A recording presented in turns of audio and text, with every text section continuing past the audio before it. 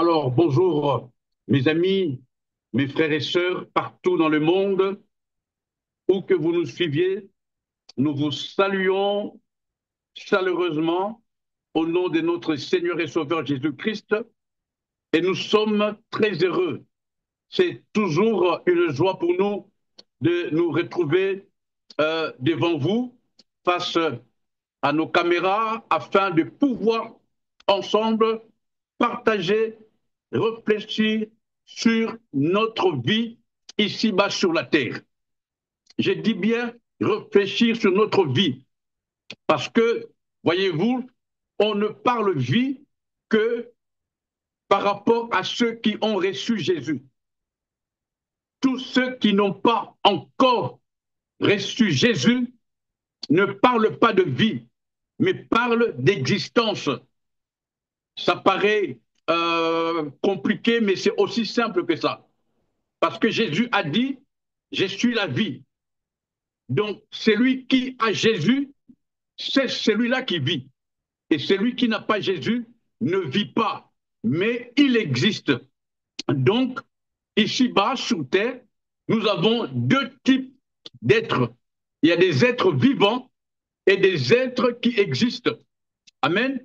C'est pourquoi je dis à nous qui sommes comptés parmi les vivants aujourd'hui, alors je nous souhaite un beau moment de prière, de partage dans l'unique but de nous préparer pour notre rencontre avec notre époux, Jésus, Jésus-Christ de Nazareth. Notre préparation est un package. Tout celui qui se prépare, tout celui qui se prépare à la rencontre du Messie ne manquera de rien pendant le temps d'attente. Je l'ai dit dimanche passé et je me sens de le répéter aujourd'hui. Tout celui qui vit en mode préparation à sa rencontre avec le Messie, parce qu'il revient comme il avait promis, et ici, maintenant, nous sommes au temps de la fin, c'est-à-dire le Seigneur est sur la route. Alors tout celui qui vit en fonction de ça, il ne manquera de rien ici-bas sur terre.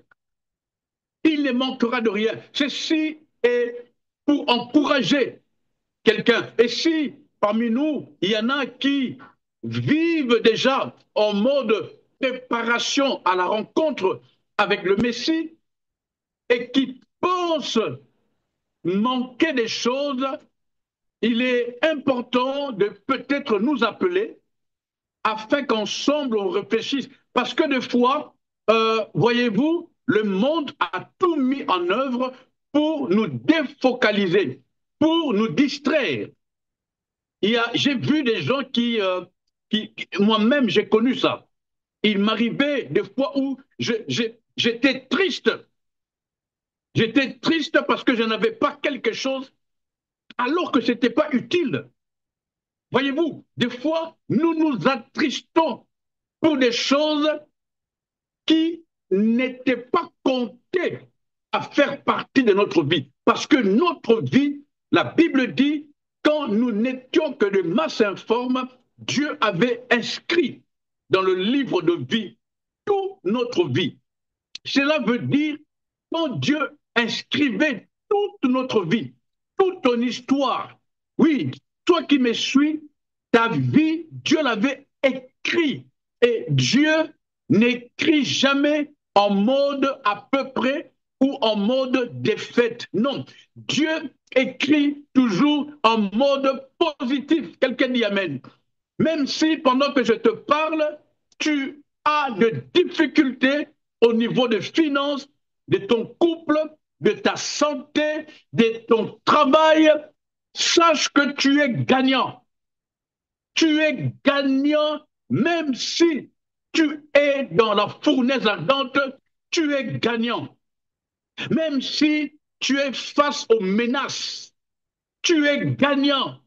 Un bon enfant de Dieu ne perd jamais. Avec Dieu, on n'échoue jamais. Alléluia. Avec Dieu, on n'échoue jamais. Il n'y a que des hommes ou des femmes qui malheureusement abandonnent. Alors n'abandonne pas. Ma présence ici ce dimanche 21 septembre, c'est pour t'encourager à ne pas abandonner. Nous sommes au 9e mois de cette année 2025 et je veux te dire que tu vas accoucher. C'est ce mois, le 9e, le mois d'accouchement. Tu vas accoucher. Alléluia. Tu vas accoucher de ton miracle. Tu vas accoucher de tes bienfaits. Écoute, il te faut de la persévérance. Alléluia. Il te faut de la persévérance, de la force, non ta force à toi, mais la force du Saint-Esprit afin de pousser pour faire sortir ta bénédiction. Quelqu'un dit avec moi Amen. Alléluia, alléluia. Voilà, je nous souhaite à tous un bon courage, une bonne persévérance et que personne ne lâche, que personne ne lâche. Quelqu'un dit avec moi, je ne lâche pas. Je ne lâche pas. Même si tu es encerclé par des ennemis, ne lâche pas. Même si dehors, il y a des embuscades, il y a des gens qui te cherchent, ne lâche pas. Dimanche passé, pour ceux qui étaient là, j'ai beaucoup aimé l'attitude de Daniel. La Bible déclare, après qu'on ait tué les sages, on cherchait maintenant Daniel et ses compagnons. La Bible dit, Daniel est allé instruire ses compagnons. C'est-à-dire, il y a une catégorie de personnes avec lesquelles on parle des choses sérieuses. Alléluia. Pas avec tout le monde, mais il y a une catégorie de personnes en qui on a confiance, on a la même foi, la même espérance. Daniel a instruit ses amis. La Bible dit, il les a engagés. Hein? Lui et ses compagnons se sont engagés à implorer la miséricorde du Dieu des cieux. Oh, alléluia! Parce que la Bible nous dit, remets ton sort à l'Éternel. Remets ton sort à l'Éternel et il te soutiendra. Alors j'ai une bonne nouvelle pour toi.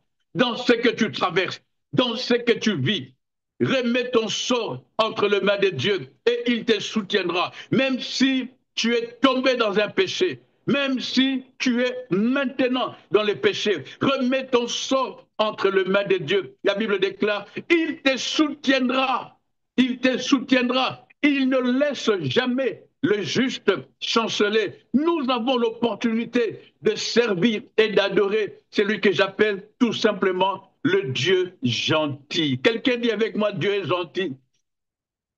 Nous allons lire la parole. J'ai quelques versets. Je vais donner juste le verset de base hein, pour ne pas donner beaucoup de travail à nos amis de la régie. Juste le verset de base. Et bien sûr, plus on avance, on lira ce qu'il faut lire et cela sera affiché. Que Dieu bénisse nos amis qui travaillent avec nous sur cette plateforme. Que le Seigneur vous soit favorable, que le Seigneur vous soutienne. Voilà, que le Seigneur vous soutienne, qu'il vous garde, qu'il vous préserve de tout mal et que par son esprit qui est en vous, vous ayez la capacité de toujours remettre vos sorts entre les mains de Dieu. Alléluia. Il révèle les mystères cachés. Il révèle des mystères cachés. Nous lisons dans Apocalypse, notre passage de base, Apocalypse, le chapitre 16, nous lisons le verset 15. J'ai fait la lecture. Voici, je viens comme un voleur.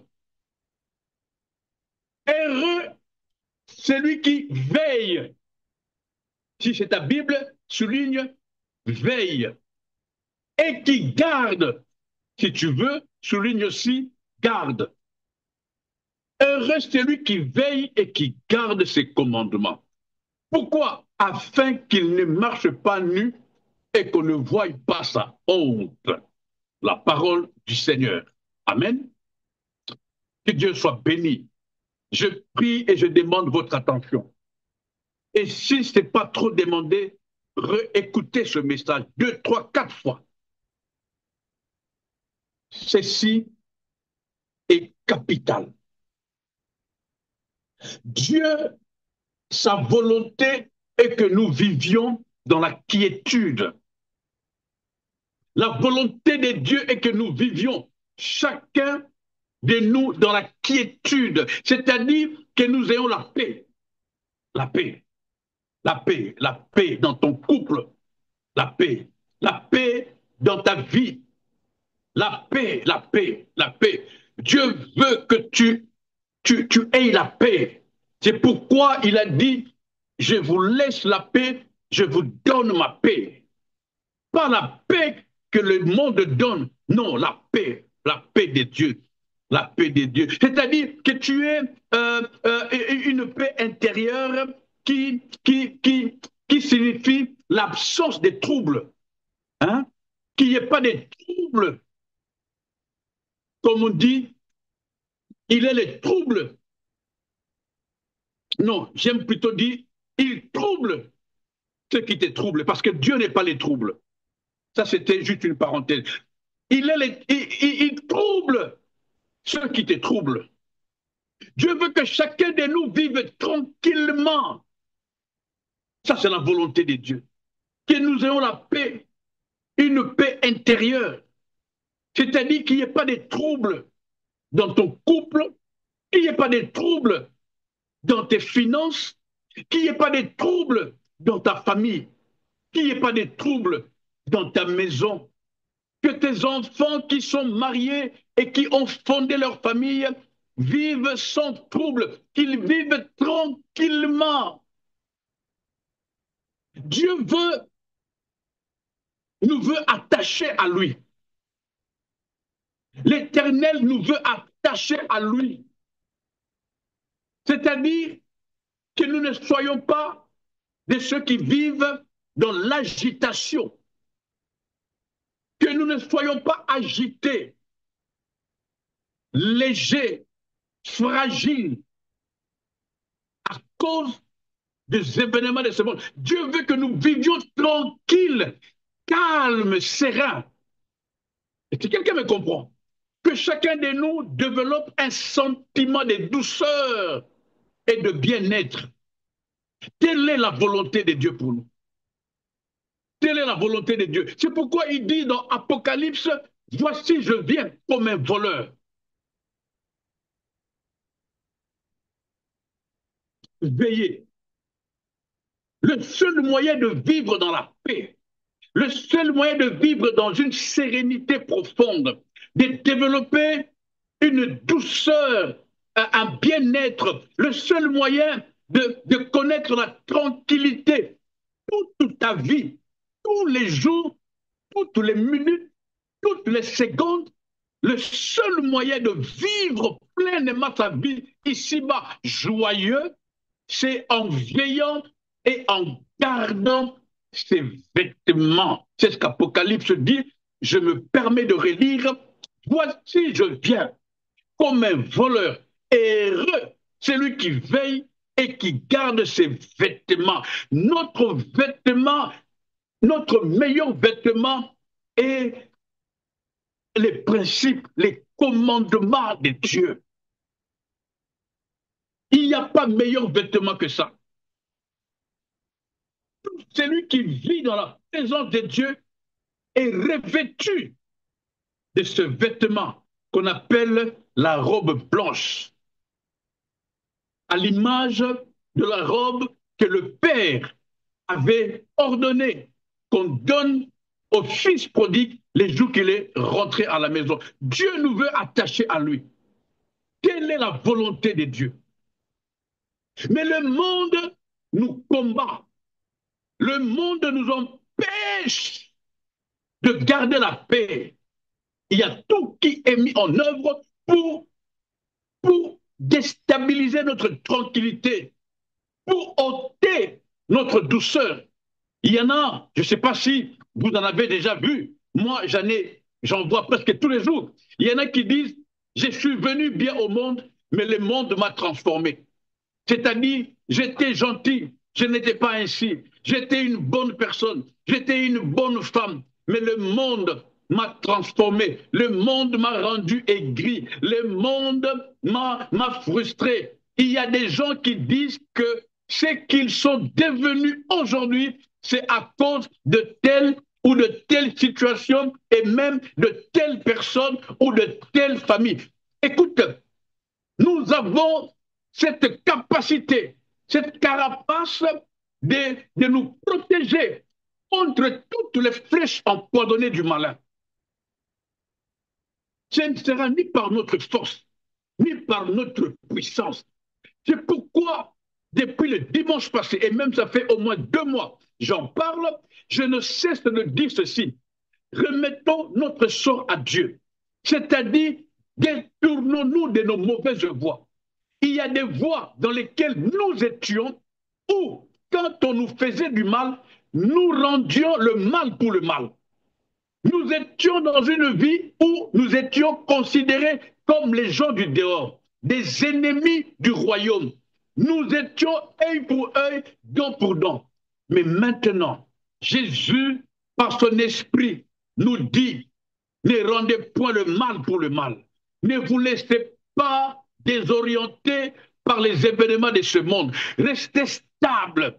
Jésus va jusqu'à appeler ça un manque de foi. Le fait que vous êtes dans votre barque, les tourbillons, la Bible dit un grand tourbillon s'éleva. Le vent violent, la tempête, vous vous agitez.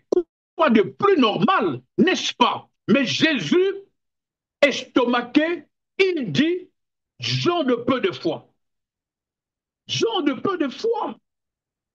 Gens de peu de foi. C'est comme pour dire, l'inquiétude est une forme d'insulte à la personne de Jésus.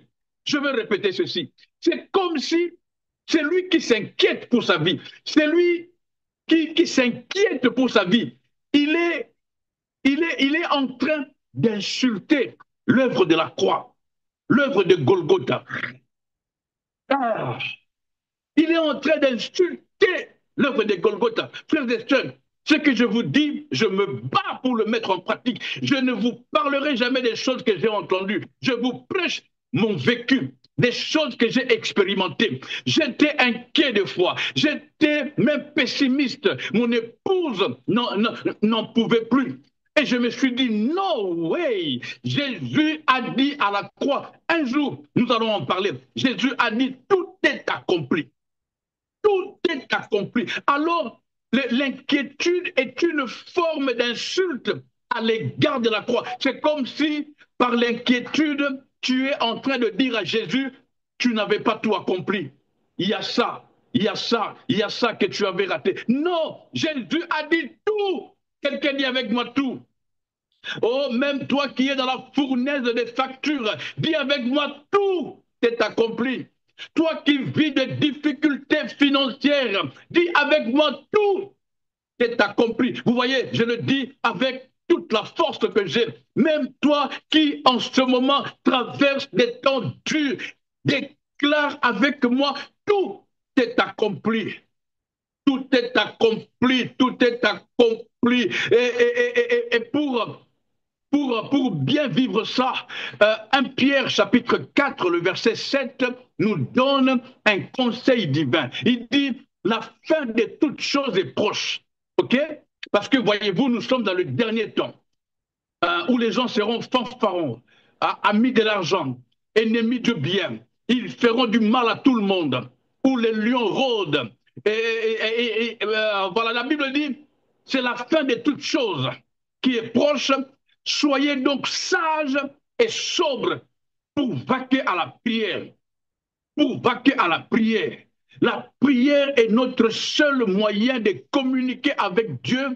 La prière est notre seul moyen de tenir devant des obstacles. La prière est notre seul langage pour communiquer avec Dieu. C'est pourquoi Daniel, comme je l'ai dit, et j'aime beaucoup le livre de Daniel, vous le savez, Daniel, lorsqu'il a entendu le décret et lorsqu'il a appris qu'on était déjà en train de tuer les sages, Daniel est allé instruire ses compagnons. Il leur a dit, venez, engageons-nous à implorer la miséricorde du Dieu des cieux. Ils ont commencé à Chandabari, Rabashantakara, Rindamana Santo, Enderebosa, comme du temps de Néhémie. Ils ont prié, ils ont dit, oh Dieu, toi qui es le Dieu de nos pères, le maître de l'univers, toi qui as le dernier mot, tu as vu, on a déjà tué des sages. Maintenant, ils sont en train de nous chercher pour nous tuer. Élève-toi, Éternel, n'est-ce pas toi qui as dit, remettez-moi vos sorts, remettez vos sorts entre mes mains et je vous soutiendrai. Soutiens-nous, les compagnons de Daniel. Et Daniel lui-même ont invoqué, la Bible dit, ont imploré la miséricorde de Dieu. Ils ont imploré la miséricorde. Ils ont imploré la miséricorde. Ils ont imploré la miséricorde. Alors, ne dors pas, ne dors pas. C'est ce que 1 Pierre dit. Nous sommes dans un temps difficile. La fin de toutes choses est proche. Nous sommes à l'heure du soir où la nuit s'annonce. Alors, le sage, soyons sages, soyons sobres et vaquons à la prière. Celui qui ne prie pas, quelque part, c'est quelqu'un qui est endormi. Il sera surpris. Écoutez, Marc que nous avons souvent lu, Marc chapitre 13, le verset 16 à 37, la Bible dit, craignez qu'il ne vous trouve endormi à son arrivée soudaine. Ce que je vous dis, je le dis à tous, veillez, le verset 37.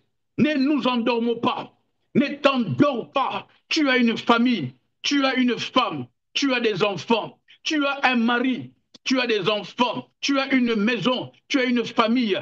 Ne t'endors pas.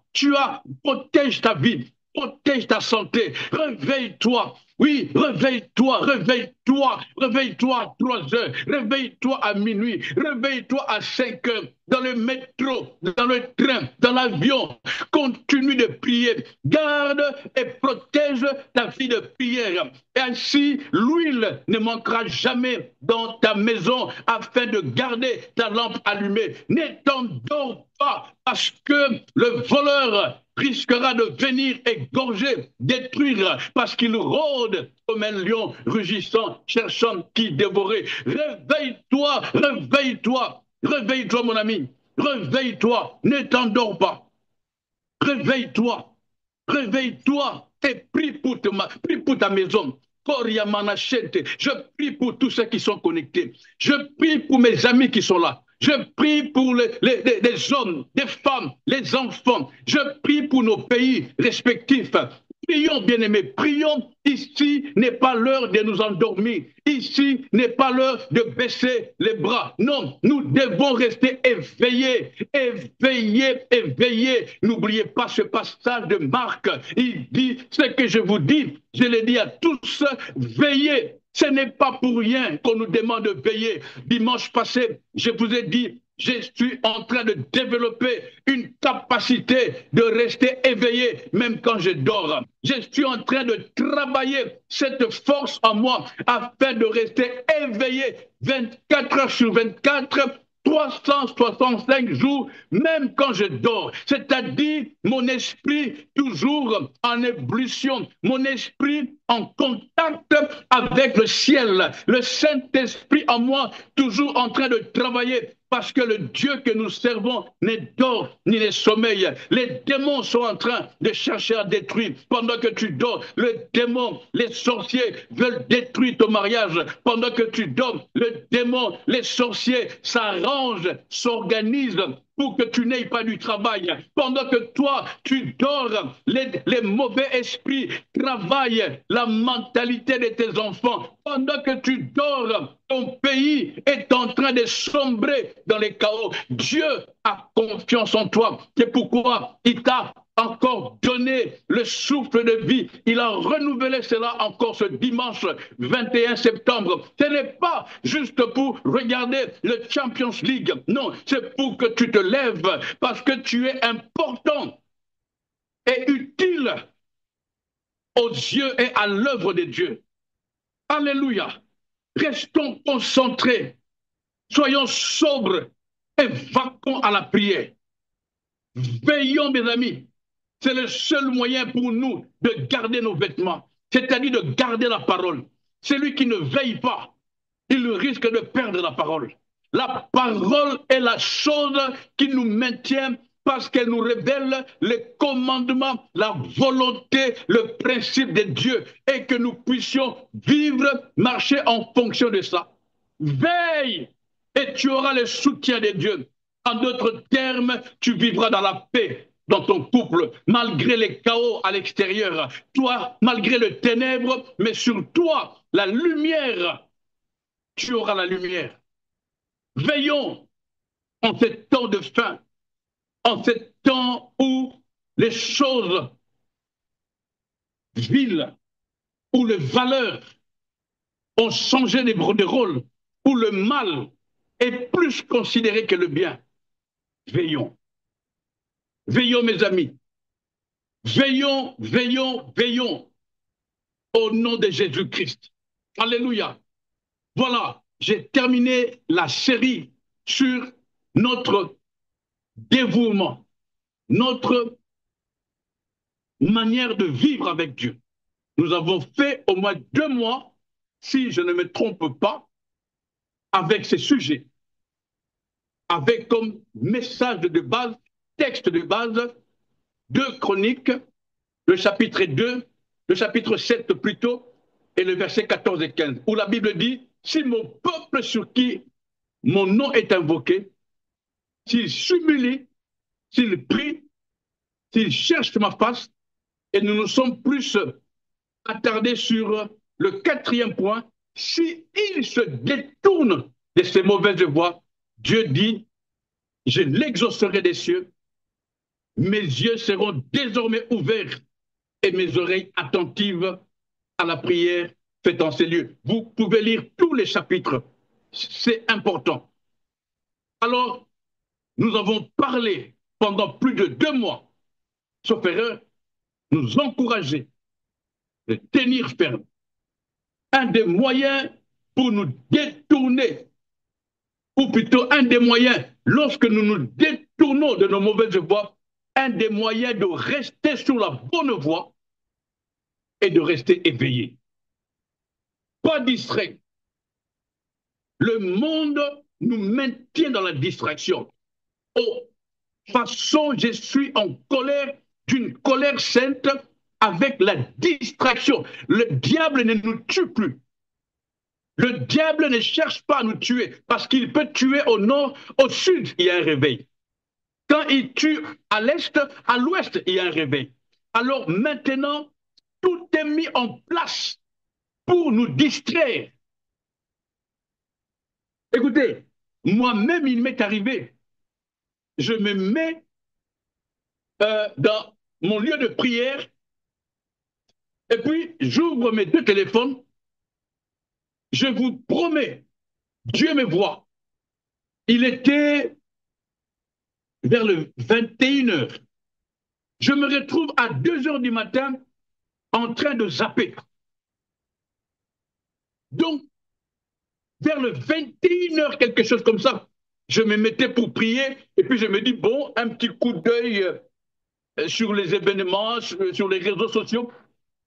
Et le temps a filé. J'ai dit, waouh! Et voyez-vous, il y a parmi nous de ceux-là qui font de minuit et même jusqu'à 4h du matin sur leur téléphone. Quand ils ne bougent que quand ça se décharge, ils branchent et ils continuent. Et puis, ils bougent pour aller soit à la toilette ou descendre, aller dans la cuisine, prendre un petit café ou un petit chocolat. Ils passent leur temps sur le téléphone. Et ça, j'ai compris, je vous dis, c'est une façon démoniaque, bien organisée, bien orchestrée par le monde satanique, le monde de ténèbres, pour nous maintenir endormis. Je vous ai dit, moi, je travaille une capacité à rester éveillé, même quand je dors. Mais écoutez, j'ai vu des gens qui sont endormis, mais en ayant des yeux ouverts. Je ne sais pas si quelqu'un me comprend. Il y a des gens qui, on le voit bien les yeux ouverts, mais il est endormi. Le combat est spirituel. Le combat n'est pas physique, le combat n'est pas charnel, le combat est spirituel. Et nous devons être spirituels pour tenir dans ce combat. Nous devons être spirituels pour tenir dans ce combat. Et le spirituel vit avec l'huile. Cette huile est, c'est une forme d'une prière qui ne cesse pas. Hein, c'est pourquoi je comprends quand la Bible dit prier sans cesse. Prier sans cesse. On te voit, on voit prier. On t'entend, on entend prier. Même quand tu manges prier. Oh, alléluia. Nous devons rester connectés à Dieu. 24 heures sur 24. Il n'y a pas d'autre choix. Celui qui croit en ce que le Saint-Esprit nous dit ce dimanche 21 septembre témoignera. Et celui qui ne croit pas, il vivra les conséquences. Les temps sont mauvais. Tu n'as pas idée du nombre de personnes qui ne t'aiment pas. Tu n'as pas idée de combien le monde veut que tu échoues. Alors que Dieu a écrit ta vie en mode victoire. L'échec ne vient pas de Dieu. L'échec n'est que la conséquence de notre état d'esprit négligent. C'est exactement comme quand on était à l'école.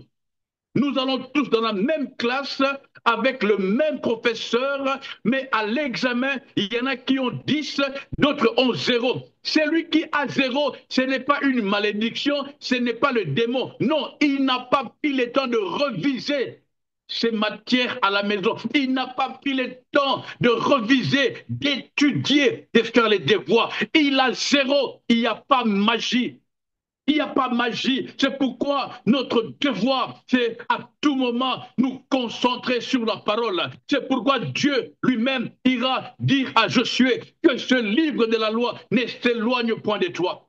Qu'il ne s'éloigne point de toi. Le succès est dans notre capacité à méditer, à comprendre ce qui nous est dit dans la parole. La parole, elle est vivante.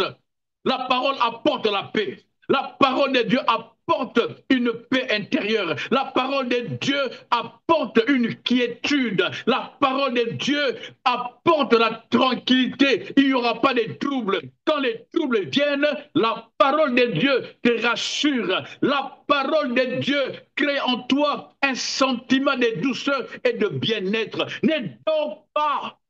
Sois sage et sois sobre. Va à la prière. La prière, la prière, la prière.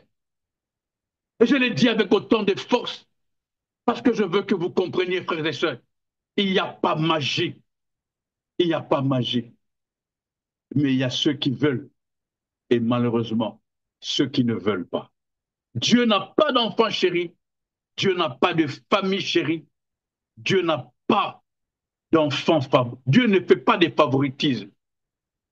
Celui qui le cherche, la Bible dit, de toutes ses forces, de toute son âme, Dieu se laisse trouver. Tu ne le trouveras pas. Il se laissera trouver. C'est pourquoi nous le cherchons sur cette plateforme cœur à cœur. Nous cherchons Dieu dans nos émissions, dans nos conseils pratiques, dans nos conseils de tous les jours. Nous cherchons Dieu. Cherche Dieu pour ta famille. Ne t'endors pas. Ne juge pas. Même si dans ta maison, il y en a qui ne prient pas encore. Même si dans ta maison, il y en a qui sont faibles spirituellement. Mais si toi, tu es éveillé, oui, maintiens cette flamme allumée. Les jours que le ténèbre viendra, ils vont courir vers toi parce que tu auras la lampe allumée. Les jours que la porte va s'ouvrir, ils peuvent même entrer dans la salle des noces parce que toi, tu auras gardé ta lampe allumée. Tu auras préservé ton huile. Ici n'est pas l'heure de juger ceux qui ne prient pas. Ici est l'heure de compatir. De compatir. La Bible dit, quand Daniel est allé instruire ses compagnons du fait qu'on les cherchait à les tuer, lui, ses compagnons, et les autres sages, parce qu'il y avait un groupe qui avait déjà péri, mais maintenant on cherchait Daniel, ses compagnons et les autres sages. Daniel, lorsqu'il invoquait l'Éternel avec ses compagnons, il a prié pour lui. pour ses compagnons, et il a dit pour les autres sages. Alléluia.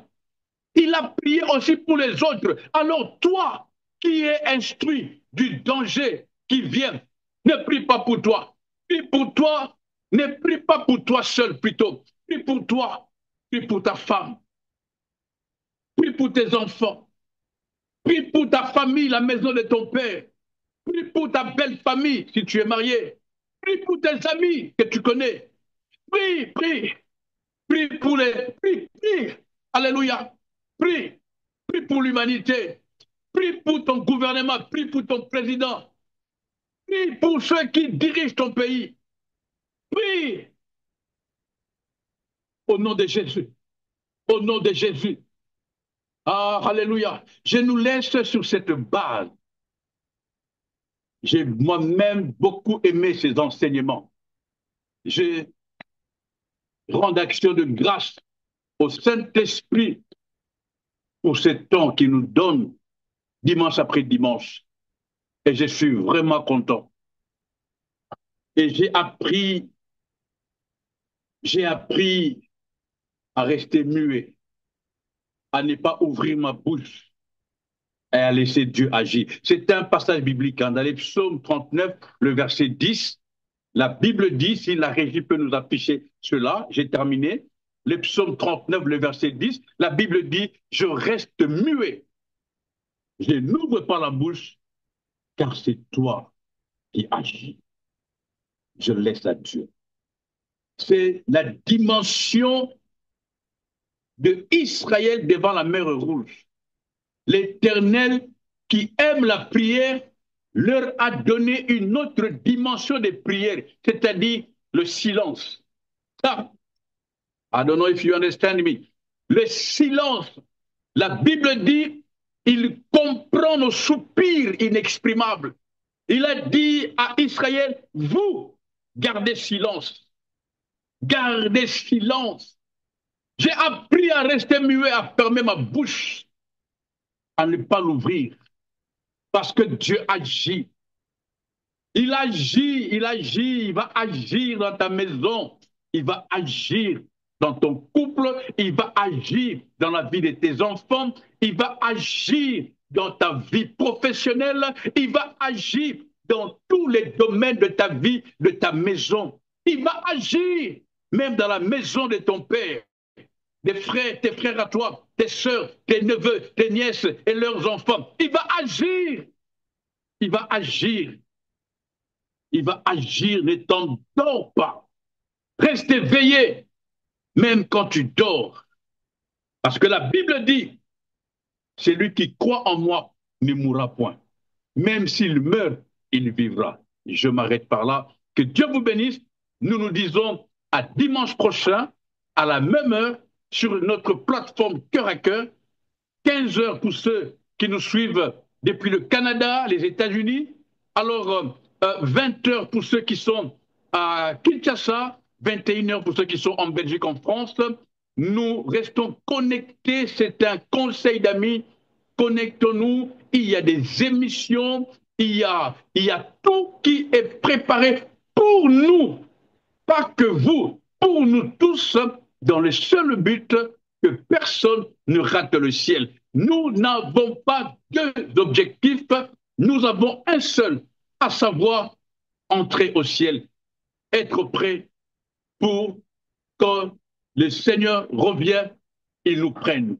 Le Seigneur ne prendra qu'une femme éveillée, c'est-à-dire tranquille, posée, calme, qui ne va pas voir ailleurs, qui n'a pas de petit chéri, qui n'a pas de SMS bizarres. Non, une femme qui se préserve, qui se protège pour son époux, qui est Jésus-Christ de Nazareth. Soyez bénis, maintenez la prière dans vos familles, dans vos maisons, maintenons cette vie de prière. Apprenons à nos enfants de vaquer à la prière. Nous-mêmes, concentrons-nous sur ça. Vaquons à la prière. La Bible dit, le peuple qui vaque à la prière est un peuple sobre, est un peuple sage. Alléluia. Le contraire, c'est de l'ivresse de ce monde et ça nous amènera loin. Soyez bénis et à dimanche prochain. Bye bye.